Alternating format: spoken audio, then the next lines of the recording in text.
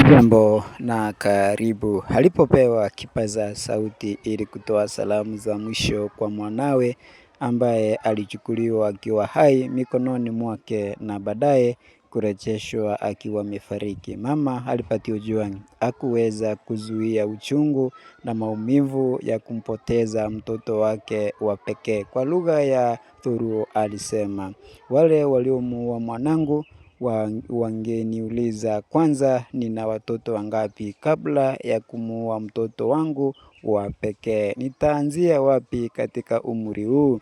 Alimalizia kwa kusema, mwanangu Albert Ojwang, usipumzike, usipumzike, usipumzike mpaka waliokuua wafichuliwe na waadhibiwe.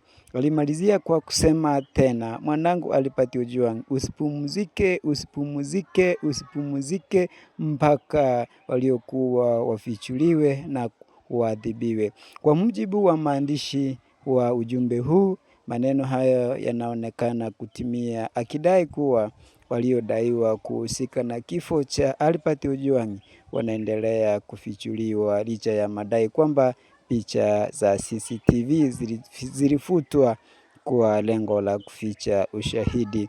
Anaongeza kuwa walidhani wangekuwa wajanja, lakini damu ya Albert Ojwang haikuwa ya mtu wa kawaida na kwamba nguvu ya maneno haipaswi kubezwa. Kwa hivyo hayo ni maneno machungu sana ambayo yalitolewa na mama yake Albert Ojwang. Albert Ojwang alikuwa mwalimu ambaye alikuwa tena mwanabloga ambaye alikamatwa na polisi kisha baadaye akauawa na polisi.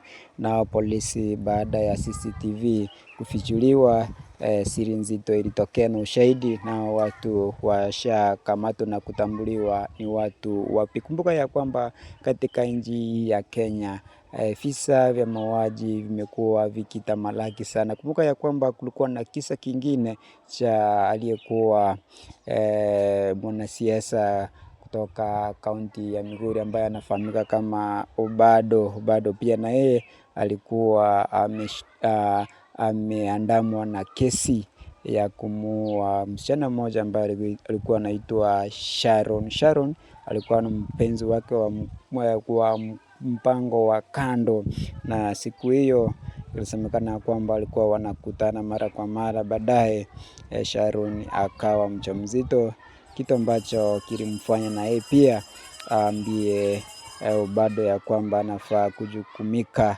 na maelezo haya, yaani kutokana na ujauzito huo. Lakini baadaye siri nzito ilitokea, mkewe Obado akafahamu kile ambacho kilikuwa kinaendelea, kitu ambacho kilileta utata na baadaye Sharon aliuawa, na mtu ambaye anashukiwa kufanya kitendo hiki ni Obado ambaye ni mwanasiasa mkubwa katika nchi ya Kenya. Na kesi hiyo bado inaendelea na inasemekana kwamba alipatwa na kosa hilo kwa sababu Sharon alikuwa ameaga dunia na akiwa mjamzito na alipatikana kichakani ametupwa, jambo ambalo ni la kuhuzunisha sana katika visa kama hivi ambavyo si vizuri.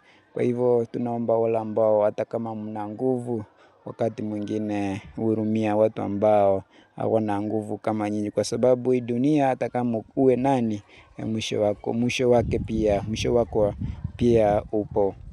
Nakutakia kila la heri. Asante kwa kunisikiza. Mungu anijalie na kujalie wewe ili tuendelee kuelimishana.